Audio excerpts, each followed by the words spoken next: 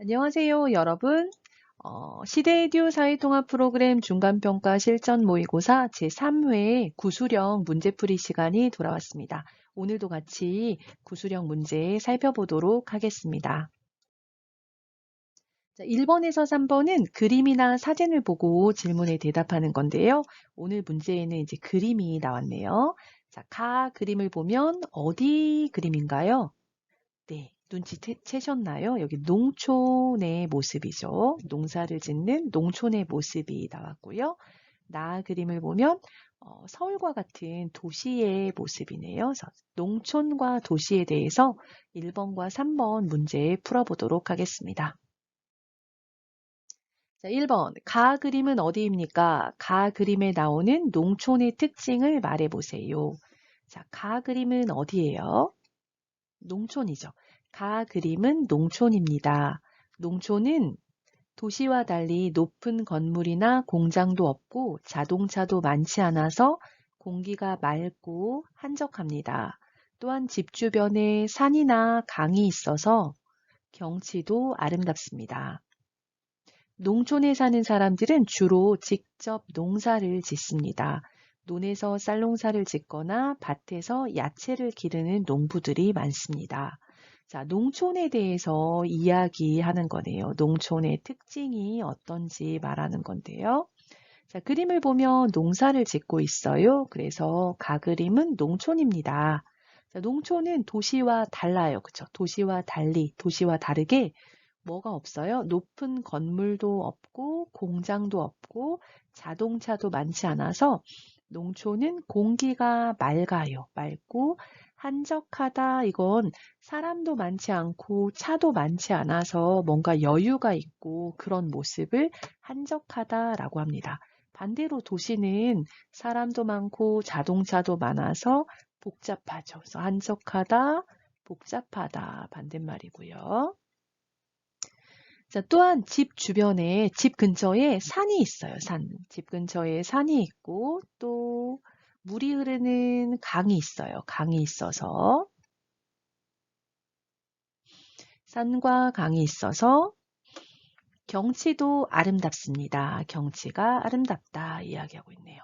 자, 농촌에 사는 사람들은 무엇을 해요? 직접 농사를 짓다, 야채를 키우고, 쌀농사를 짓고, 이런 것들 하죠. 그래서 논에서 쌀농사를 짓거나 농사를 짓다는, 야채를 키우다, 쌀을 키우다, 그런 걸 농사 짓다 말합니다. 또 밭에서 채소를 기르는 그런 사람을 농부라고 하죠. 직업이 농사를 짓는 사람, 농부. 야채를 기르는 농부들이 많습니다. 이렇게 대답하시면 되겠습니다. 자, 2번. 그림은 어디입니까?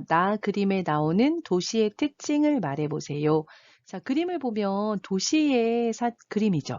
자, 그래서 이제 도시에 대해서 설명하면 되겠는데요. 자, 그림은 도시입니다. 자, 도시는 공공기관, 회사, 학교나 학원, 문화시설 등이 많아서 사람들이 많이 모여서 삽니다. 또한 버스나 지하철과 같은 대중교통도 잘 발달되어 있어서 생활하기에 편리합니다. 하지만 자동차가 많고 사람들도 많아서 공기도 탁하고 소음도 심합니다. 자, 도시의 좋은 점과 나쁜 점을 함께 이야기하고 있네요. 자, 그림은 도시입니다. 도시라고 얘기하면 되고요. 도시에는 공공기관, 여러분 시청이나 구청, 주민센터 또는 은행과 같은 기관들 이런 것들도 공공기관이라고 할 수 있겠어요. 그래서 모두의 이익을 위해서 만들어진 어떤 이런 기관, 공공기관이 있고요. 회사가 많죠. 특히 큰 회사들의 본사가 도시에 많이 있습니다. 그리고 좋은 학교, 또 좋은 학원 이런 것들이 있고 뭐 영화를 본다거나 연극을 본다거나 이런 문화시설들도 많이 있고요. 이런 것들이 많아서 사람들이 많이 모여서 삽니다. 또한 버스나 지하철과 같은 대중교통이 잘 발달되어 있어서 자동차가 없어도 대중교통으로 이동하기에 되게 편리하죠. 그래서 생활하기에 편리하다 말하고 있어요. 자, 하지만 사람이 많이 모여 살다 보니까 자동차도 많고 또 사람들도 많아요. 사람들도 많아서 공기가 맑지 않아요. 맑다의 반대말이 공기가 탁하다 말하거든요. 공기가 깨끗하지 않고 소음은 시끄러운 소리를 말하거든요. 여러분, 농촌에 가면 아주 조용해요. 그런데 도시는 시끄러운 소리들이 있죠. 그래서 소음도 심합니다. 이렇게 말하고 있네요. 그래서 도시의 특징에 대해서 이야기하면 되겠습니다. 자, 3번. 땡땡 씨는 농촌과 도시 중 어디에서 살고 싶습니까? 왜 그곳에서 살고 싶습니까? 자, 여러분이 살고 싶은 곳이 농촌이에요, 도시예요? 질문하고 있고요. 왜 그곳에서 살고 싶습니까? 질문하고 있네요. 저는 지금 초등학생 딸을 키우고 있기 때문에 도시에 살고 싶습니다. 도시에는 좋은 학교와 좋은 학원이 많고 여러 가지 배우고 체험할 수 있는 전시회나 박물관과 같은 문화시설들도 많습니다. 저는 우리 아이를 교육 환경이 좋은 곳에서 다양한 경험을 하면서 성장할 수 있도록 돕고 싶습니다. 그래서 도시에서 살고 싶습니다. 자, 이 사람은 자녀가 있어요. 초등학생 딸을 키우고 있어요. 그래서 이 딸을 위해서 도시에서 살고 싶다 이야기하고 있네요. 왜 그래요? 도시에는 좋은 학교가 있고 좋은 학원이 있어서 공부할 수 있는 교육 환경이 잘 되어 있는 거죠. 그리고 여러 가지를 배우고 체험하다, 이거 경험하다 그 말인데요. 직접 해보는 걸 말하죠.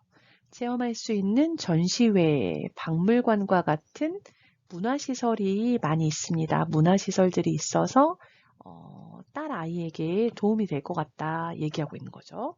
저는 우리 아이를 교육 환경이 좋은 곳에서 다양한 경험을 하면서 성장하다, 이건 잘하다 그 말이에요. 아이가 1살, 2살, 3살, 4살, 10살 이렇게 성장해요. 잘하다, 잘할 수 있도록 돕고 싶습니다. 그래서 마지막 결론. 그래서 어디에서 살고 싶어요? 도시에서 살고 싶습니다. 말했네요. 자, 4번. 물건을 구입했는데 물건에 문제가 있거나 마음에 들지 않을 때 교환이나 환불을 합니다. 교환이나 환불은 어떤 경우에 가능합니까? 또 어떤 경우에 교환이나 환불이 불가능합니까? 자, 교환 환불이 가능한 경우와 불가능한 경우에 대해서 질문하고 있네요. 자, 가능하다는 할 수 있다 그 말이죠. 교환이나 환불을 할 수 있다. 할 수 있어요? 질문하는 거고요. 어떤 경우에 교환이나 환불이 불가능합니까? 하면 할 수 없습니까? 질문하는 거죠. 자, 물건을 구입했는데 물건에 문제가 있는 경우에는 교환이나 환불이 가능합니다. 또한 물건에 문제가 없지만 마음이 바뀌어서 교환이나 환불을 하고 싶다면 영수증을 가지고 7일 이내에 매장에서 교환이나 환불을 요청하면 됩니다.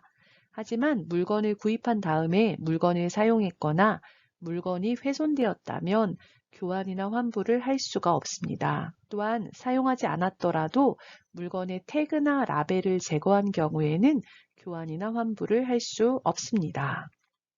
자, 먼저 가능한 경우를 얘기하고 있어요. 물건을 구입하다, 이거는 물건을 사다, 그 말이죠. 물건을 샀는데 물건에 문제가 있는 경우에는 교환, 물건을 물건으로 바꾸는 거죠. 문제가 있는 물건을 주고 새로운 물건을 받아요. 교환이나 환불. 환불은 물건을 돌려주고 뭘 받아요? 돈을 받아요. 돈을 돌려받는 거죠. 그래서 교환이나 환불이 가능합니다. 할 수 있습니다. 또한 물건에 문제가 없지만 마음이 바뀌어서 처음에는 마음에 들어서 샀지만 집에 가서 보니까 마음에 들지 않아요. 마음이 바뀌어서 교환이나 환불을 하고 싶다면 뭐가 필요하냐면요.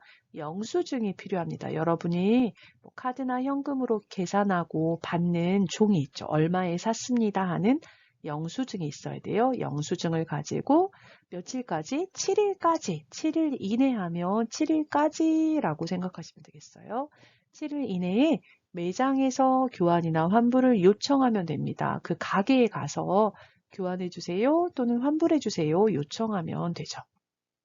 자, 하지만 이제 불가능한 경우를 얘기하고 있어요. 물건을 구입한 후에 물건을 사용했거나 내가 그 물건을 썼어요. 또는 물건이 훼손되다. 훼손되다는 뭐 고장나다, 망가지다 그런 얘기죠.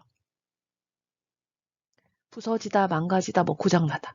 훼손되었다면 교환이나 환불을 할 수가 없습니다. 불가능합니다. 또한 사용하지 않았더라도 물건의 태그 또는 라벨, 여러분 그 옷 같은 걸 사면 얼마예요 하고 그 종이가 붙어 있어요. 가격표가 붙어 있잖아요. 그걸 태그, 라벨이라고 하는데요. 이것을 제거하다, 잘라서 떼버렸어요. 그런 경우에는 교환이나 환불을 할 수가 없습니다. 이렇게 설명하고 있습니다. 그래서 당황하지 마시고 생각해 보시고 천천히 설명하시면 되겠습니다. 자, 5번. 땡땡씨의 고향과 한국의 문화가 달라서 놀랐던 경험이 있습니까? 땡땡씨가 느꼈던 문화 차이에 대해서 말해보세요. 자, 이번에는 이제 한국과 고향의 문화가 달라서 놀랐던 경험, 문화 차이에 대해서 이야기하면 되겠네요. 너무 어렵게 생각하지 마시고, 뭐 식사 예절이라던가 아니면 식사 문화 또는 뭐 집안에서 사는 뭐 여러분 나라에서는 의자를 사용하는데 한국에서는 바닥에 앉는다거나 또는 뭐 여러분 나라에서는 젓가락 같은 걸 사용하지 않는데 한국에선 젓가락을 사용한다거나 뭐 이런 간단한 것들을 이야기해도 괜찮거든요. 그래서 너무 당황하지 마시고 다른 부분들을 이야기하면 될 것 같습니다. 저는 프랑스에서 왔습니다. 프랑스에서는 친구끼리 손을 잡고 다니지 않습니다. 프랑스에서 두 사람이 손을 잡고 다니는 것은 두 사람이 커플이라는 뜻입니다. 그런데 저는 한국에 와서 손을 잡고 다니는 여자들이 많은 것을 보고 깜짝 놀랐습니다. 하지만 나중에 한국 친구가 한국에서는 아주 가까운 여자친구끼리 손을 잡고 다닐 수 있다고 설명해줘서 이해하게 되었습니다. 이제는 많이 익숙해져서 저도 한국 친구와 손을 잡고 다닐 때가 있습니다. 자, 프랑스와 한국이 달라서 당황했던 경험을 얘기하고 있네요. 이제 프랑스에서는 커플끼리 손을 잡고 다니는데 한국의 여자들이 손을 잡고 다니는 것을 많이 본 거예요. 그래서 아, 여기에는 커플이 맞나? 이렇게 생각했는데 나중에 한국 친구가 한국에서는 그냥 아주 가까운 친구 사이에 친구끼리 손을 잡고 다닐 수 있다고 설명해줘서 아, 다르구나 이해하게 되었다는 거죠. 이제는 많이 익숙해져서 이 사람도 한국 친구와 손을 잡고 다닐 때가 있다 이렇게 말하고 있네요. 그래서 여러분 나라와 한국과 문화가 달라서 느꼈던 어떤 차이점, 뭐 인사하는 방법이 달라서 뭐 문화 차이를 느꼈다든지 뭐 이런 것들을 이야기하시면 되겠습니다. 오늘은 제3회 구술형 문제를 살펴보았습니다. 여러분 중간평가 준비에 도움이 되었다면 좋아요와 구독 눌러주시고요. 다음에 또 좋은 수업 준비해서 여러분 찾아뵙도록 하겠습니다. 중간평가 잘 보세요.